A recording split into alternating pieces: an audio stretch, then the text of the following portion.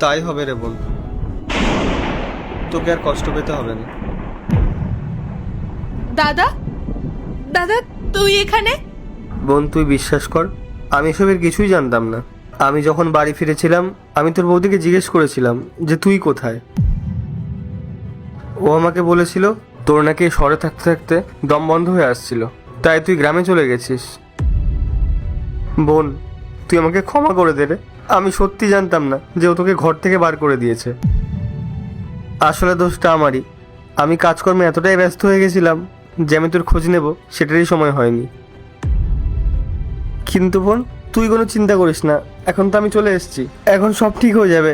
তুই আমার সাথে বাড়িতে চল, আমি দেখি কে তোকে বাড়ি থেকে বার করে, কার এত ক্ষমতা।